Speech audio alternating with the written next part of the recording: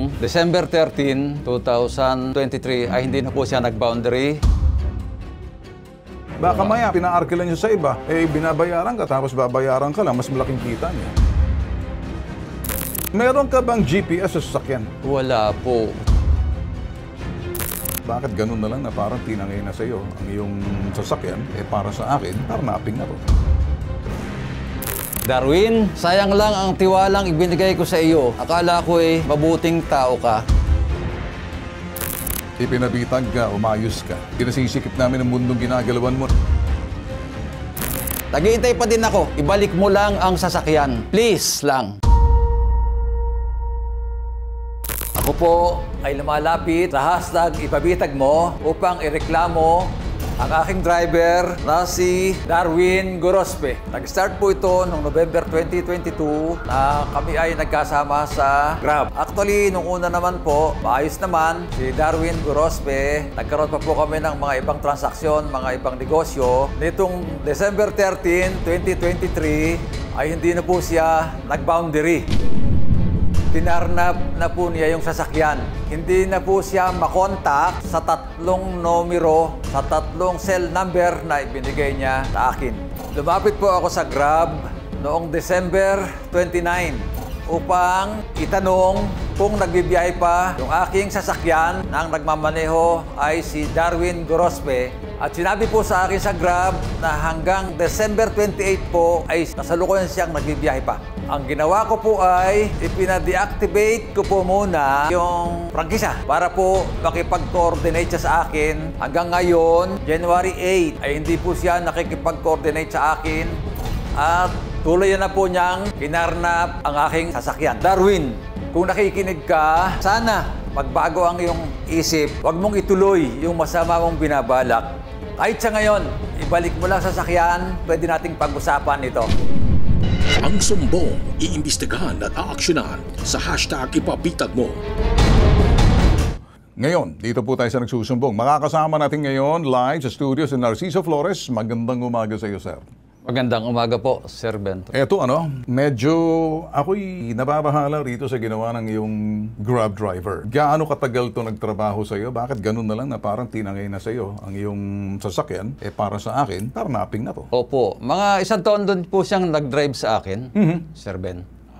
Ito nga po, nagtaka ako. Mula po nung December 13, 2023 ay hindi na po siya nag-boundary. Hanggang sa ngayon po, hindi na po siya nakikipag-coordinate sa akin. Okay. Tuloy na po niyang kinarnap yung sasakyan. So November 23, parang November 20, November anong days? Meron kang specific date? Opo, since November 23 po, Okay. nagsimula na kaming Okay. magkaroon ng transaksyon. Kailan ginawa ng driver mong itong si Darwin? Kailan niyang hindi sinauli ang sasakyan mo nung minamaneho niya for Grab? Opo, actually sa kanya po nakaparada yung sasakyan. Nagba-boundary lang po siya. Okay, pero kailan niya hindi ginawa ng parang... So kung sa kanya, pinaparada niya ang sasakyan sa kanya. Ang usapan, paano siya nagbabayad siya ng boundary? Through GCash po. GCash. Opo. Ito yung mga naging problema pagdating sa GCash, maraming naloloko Kaya ito dapat dito, obligasyon niyo na talaga magpakita physical appearance. Kasi kung GCash lang, hindi mo malalaman dito. So lumalabas, siya nagme-maintain, siya naghuhuga, siya nag-aalaga ng sasakyan mo. Opo. Ang ginagawa niya, everyday, nagbabayad siya sa iyo. Opo. Every day, kung minsan po, every 2 days, ganon. So, nagba-boundary siya, ganon. Opo. Pero sasakyan sa iyo. Opo. Nakapangalan sa iyo. Opo. Ang problema, inuuwi niya sa bahay. Opo, sa kanila na po ipinaparada. So, hindi na bumabalik sa iyo. Parang hindi na siya nagpapakita, parang makita mo man lang, inspection kung kumusta na. Na-inspection naman po. Nakikita mo ba kung yung iyong sasakyan ay tinamaan o nagalusan, may aksidente, o wala kang eyeball. Wala na po talaga. So, yan ang iyong sasakyan na pinahiram mo sa kanya. Opo, yan po yung binaboundaryhan niya. So, opo. simula nung November 23 hanggang yung pinakahuli, kung kailan ka lumapit sa amin para nabahala ka na, hindi na siya nagparamdam. Opo. Hindi kaya kinidnap to. Hindi naman po. Ito ba may asawa at may anak? Meron po. Natatawagan mo ba? Hindi po. So, paano mo ginagawang i-validate na mag-apply sa iyong Grab? Lahat, ito ba'y sinusuri mo? Driver license? Pina-BI mo ba? Or background investigation? Tiningnan mo yung mga address? Pinasuri mo muna? O talagang tiwala lang agad ginawa mo? Tiwala lang po. Kasi ang requirements po, NBI clearance at saka driver's license. Siniguro ba natin sa NBI clearance na totoo? Baka baka fake naman to. Meron ka bang ways na malaman mo na sa NBI clearance sa totoo or itong pagkatao na to, kumuha lang ng fake NBI clearance, pinakita sa'yo, tapos hindi mo na sinura, hindi mo tinalong. Meron ka bang barangay certificate, police clearance, NBI, lahat po yan, kung saan siyang barangay nakatira, pinasilip mo, background check mo, or something, tiwala lang ginawa mo. Tiwala lang po talaga. Yun. Simula lang November, yung huling hindi na siya nagre-remit sa'yo sa GCash ng kanyang boundary, kailan? Simula po nung December 13. Ito lang po, December 13. 13. Ngayon, 2023. So, isang buwan na. Hindi na Opo. siya nagpaparamdam. Hindi siya nagba-boundary. Opo, hindi na po. So, dapat every week, every day, nagba-boundary siya. Kahit paano, pinapa-GCash niya. Opo, Gcash. Sakaling ito sa negosyo mo ba, maghihigpit ka na ngayon, hindi mo na papayagan yung mga GCash, kinakailangan everyday magre-report sa'yo, sasakyan mo yan eh. Ay, opo. Dapat Sana po, yan po pala yung kailangan, Sir Okay, Ben. tapos meron kang garahe talaga na parang kung gusto niya, balik siya sa'yo. Hindi yung inuuwi niya kasi lulugi ka eh. Baka maya pinaarkilan niya sa iba. Opo Baka nga. maya pinaarkilan niya sa iba. Eh, binabayaran ka, tapos pinaarkilan niya. Tapos babayaran ka lang, mas malaking kita niya. Nagsasubleasing siya. Pwedeng Yan ang magiging problema mangyari natin. po. Okay? Ito na ho, para maganda siguro dito. So, ang gusto mo lamang matuntun at makita itong si Darwin Garospe. Opo, at makabalik po yung sasakyan. So, dala niya pa rin ang sasakyan. Wala po, nasa kanya po. Kaya, dala-dala niya pa rin. Opo. So, meron ka bang GPS sa sasakyan? Wala po. Sus Mario Joseph, pag mga ganun dapat may GPS ka para ma-locate mo. So, inuwi ito sa Bicol, sinasabi mo. Hindi ko po sure, Sir Ben. Basta po, nasa kanya pa yung sasakyan. Kung kayo po ay ganito na lang po, hindi, sorry to cut you. Opo. Para mas maganda rito kaysa sumbong-sumbong ng bonggam-bonggam-bongbong, matuto po kayo pag nagsumbong. Eto na po, sigurado ako, pati sa HPG, nakikinig sa atin, nakikinig sa atin, lagyan niyo po ng GPS kasi, na hindi nalalaman para makita niyo yung locator kung saan, para sakali kung saan yan dinala. Abay, alam mo. At pagkatapos, parting to, na may picture siya, lahat na details, kompleto tayo ng recados dito. Okay? Opo. So, ganito na lang. Ang gusto mo lamang, matuntun siya. Opo. At ang gusto mo lamang sa tulong ng Highway Patrol, manghimasok para mag-imbestiga. Opo, mabawi Okay. po yung sasakyan. Mabawi yung sasakyan. Okay, sa linyang telepono natin sa HPG. Ito naman, Task Force Limbas. Police Major Michael Buntayon. Magandang umaga, Police Major Buntayon. Sir,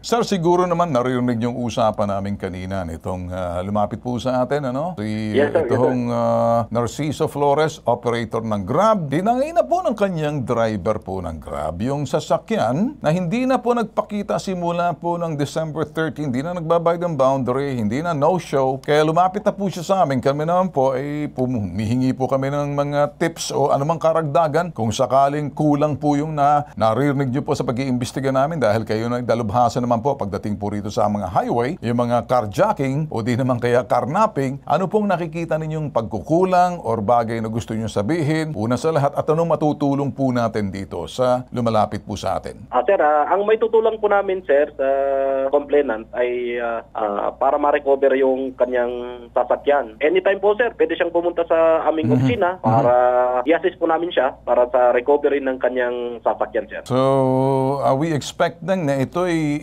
ilalagay nyo sa alarma o ito'y parte na kapareho nito? Total, bibigay naman lahat ng impormasyon para medyo nagkaroon ng all points bulletin, maalertuhan lahat sa Luzon, sa Visayas, Mindanao? Yes, sir. Nationwide alam po, sir. Okay, sige. Nationwide alarm. Sir, ito, magandang bagay ba na obligahin na lang lahat mga nagpapagrab driver na yung kanilang sasakyan na lagyan ng GPS na hindi nalalaman ng driver kung saan para ma-locate just in case, para matuntun kung saan man? Yes, sir. Yun po ang recommendation namin sa lahat ng nagpapagrab. Mag-download lang po ng tracking device sa kanilang cellphone para nakikita nila kung saan po yung location ng kanyang sasakyan, sir. Okay. Ano naman po, sir, yung sinasabing pagdating sa screening, especially kapag gustong maging Grab driver, ano pong inyong rekomendasyon ng pag-iingat ng mga operator? Parang public service na rin po, sir, nang galing po mismo sa Highway Patrol. Yan po, sir. Bago sila mag-hire ng kanilang driver, sir, dapat lahat ng clearances mula barangay hanggang sa NBI clearances, sir, dapat i-require nila and mag-conduct ng counting validation, sir. Kasi minsan may nagpe-present ng fake identification card or fake NBI clearances or police clearances, sir. Yan dapat suriin talaga. Hindi porket nagpapakita, dapat i-validate din kung saan nakatira, kung kilala sa barangay, kung may police clearance, kung talagang baka kasi fake lang, galing recto. Hindi ho, sir? Yes po, sir. Okay, sige. Major, kami nagpapasalamat at hindi na po namin pahabain. Maraming salamat sa mga tips na binigay mo sa amin dahil dalubhasa po kayo, Major. So asahan niyo po, sasamahan po namin to para matulungan po natin, Major. Opo, sir. Maraming salamat din po, sir. Okay. Mabuhay po kayo, Major. Asahan niyo po. Dadalhin po namin complainant sa inyo, okay? Nabahala ako nung marinig ko sa iyo na ikay nagre-remit lang sa iyo sa pamamagitan ng ito'y sa GCash. sa GCash. Opo. Medyo, pangalawa, sinabi nyo nung mag-apply sa inyo, hindi nyo vinalidate, hindi nyo chinek kung talagang residensya siya sa barangay, hindi kayo nagtanong sa barangay, kapitbahay, sa harap ng kapitbahay niya, sa likuran niya, sa harapan niya, sa kaliwat kanan, harap at likuran, na kung sa talagang taga roon siya, diba? So may barangay clearance, may police clearance, NBI clearance, and then para wala siyang warrant, ganun. Ang sa akin lang, mukhang peke ang present niya sa'yo. Ang lakas ng loob niya kasi sa panahon ngayon, hindi mo pwedeng lokohin kung may NBI clearance ka. So, pinakikita po namin ang mukha't hugis ng mukha nitong tao na tong Darwin Gorospe. Narereklamo po siya, hindi namin inaakusahan. Kaya lang dito sa parting yan, meron na po siyang kasalanan dito. Hindi na po siya person of interest. Nagrereklamo po sa kanya na hindi na po siya nagre-remit ng kanyang pagbayad sa GCash. Kung ito po'y kapitbahay ninyo, kung ito po'y bagong lipat, bagong salta dyan sa inyong mga barangay na maaaring hindi nyo kilala, na baka nag-assume na po siya ng alias, tingnan na lang po yung hugis na mukha niya. Picturean nyo po sa inyong cellphone, bitbitin nyo, baka siya yung bagong lipat sa inyong barangay. Sakaling nandoon siya, pakisabi na lang po na kung maaari, pakibigay ng impormasyon para siya huy makipag-coordinate sa pinakamalapit na barangay at matuntun siya ng mga pinakamalapit na police station sa lugar. Saan man siya, sa Luzon, sa Visayas, Mindanao. All points bulletin na po itong ginagawa po natin. Kayo naman, manawagan kayo sa kanya, kausapin niya. Split screen na gagawin natin. So, panawagan mo, ikaw, kausapin mo siya. Darwin, sayang lang ang tiwalang ibinigay ko sa iyo. Akala ko mabuting tao ka. Alam ko, totoo naman yun, mabuting tao ka. Nalalabuan ka lang ngayon. Pagkakataon pa, para sa akin, isauli mo lang ang sasakyan. Kaya natin pag-usapan ito. Mawawala ang kaso mong karnap. Sana magbago ang isip mo. Sa ngayon, naghihintay pa din ako. Ibalik mo lang ang sasakyan. Please lang. Salamat sa iyo. Yan ako bilib sa'yo. Nagpasalamat ka pa sa mga dorobot putok sa buho. Makinig ka. Kung talagang matinong tao ka at meron kang NBI clearance, ako'y nagdududa na baka ang NBI clearance o pekendos galing rekto. Ipinabitag ka, umayos ka. Pinasisikip namin ang mundong ginagalawan mo na hindi namin sinasabing ganito ka, ganyan ka. Kailangan mo lang siguro ng siling labuyo. Ipahid mo sa mga mata mo para maging malinaw mata mo, tapos makikita mo sa harapan mo, yung nakasalamin. Yung tulfong may B, as in may balls at may balanse at may nakasalamin. Malinaw ang mata. Hindi ka pareho sa'yo. Okay? Okay ba sa'yo, boss? Okay po. Ayos. Sige. Thank you po, Sir Ben. Aragi isang pambansang sumbungan, may tatak, bitag, serbisyo at tulong, iba po ang dating ng programang ito. Ako po si Ben Tulfo, ito pong #ibabitag po.